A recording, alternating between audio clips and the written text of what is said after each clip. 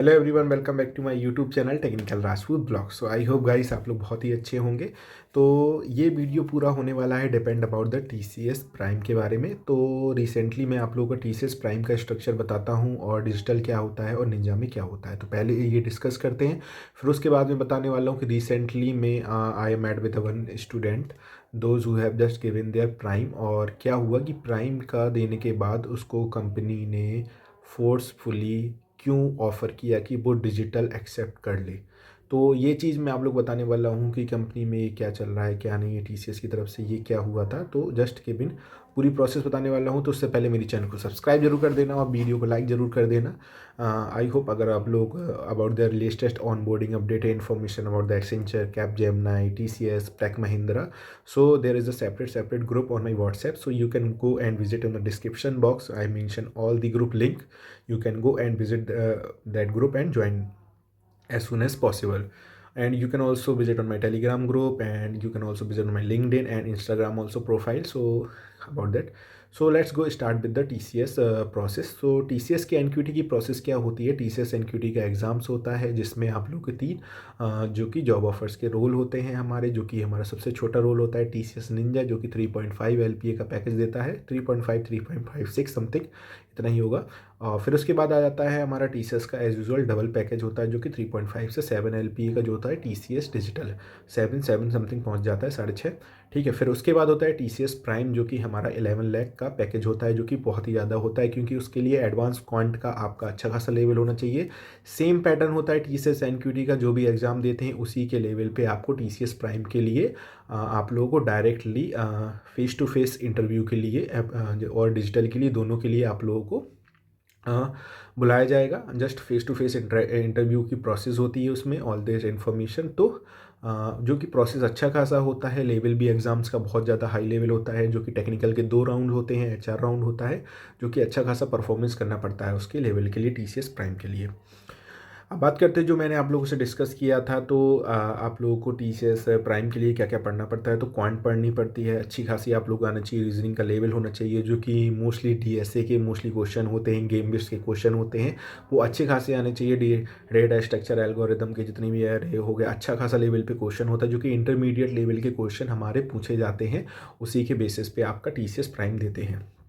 अब main focus करते हैं, बोलो कि इंटरव्यू पे आपका कैसा परफॉर्मेंस है, आपका communication skills, all that information कैसी सही है आप लोगों की, and about the coding skills कैसा है, और आप लोग की जो कि सिचुएशन बेस्ड में आप लोग कैसे जस्ट हैंडल कर सकते हैं आप लोग, अगर आप लोग का पैकेज है। क्योंकि एज अ फ्रेशर आपको 11 लाख कोई भी कंपनी अगर ऑफर कर रही है तो उनके कुछ टर्म्स एंड कंडीशंस होते हैं जो कि आपको फॉलो करने पड़ते हैं।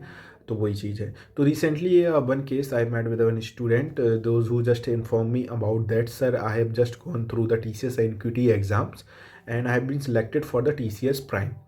So all that process going to the bell, and so he has just invited on the Ghaziabad campus for the TCS like I mean a prime interview. तो वो वहाँ पे गया, उसने जो कि टेक्निकल 1 इंटरव्यू राउंड बहुत अच्छा गया, क्योंकि डीएसए से रिलेटेड क्वेश्चन पूछे गए थे, graph tree and all that अच्छे खासे क्वेश्चन पूछे गए थे उससे।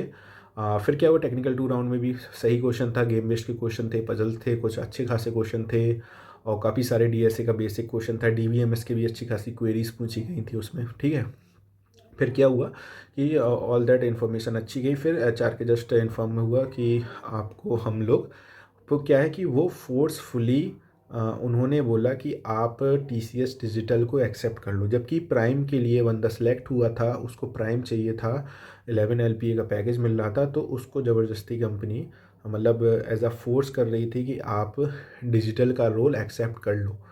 तो फिर क्या हुआ कि उसने just ask me about that कि क्या करना चाहिए क्या नहीं। उसने बताया कि मैंने रिजेक्ट कर दिया था क्योंकि वो लोग डायरेक्टली फोर्स कर रहे थे कि आप इसको एक्सेप्ट कर लो टीसीएस का।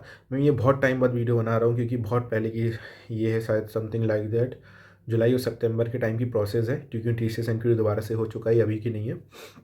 तो उनको बोला गया कि आप टीसीएस डिजिटल ले लीजिए, तो वहाँ पे उस बंदे ने मना कर दिया क्योंकि उसने बोला कि हम प्राइम के लिए सिलेक्ट करेंगे।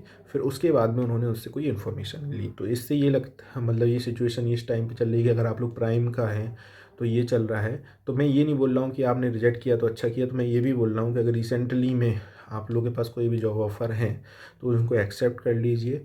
जो भी ऑफ़र कंपनी दे रही है। बट ये है कि उस रोल के लिए बंदा सेलेक्ट हुआ था, मेहनत किया था और उसको फ़ोर्सफुली बोला जा रहा है कि आप अगर डिजिटल ले लो तो बंदा कैसे ले लेगा।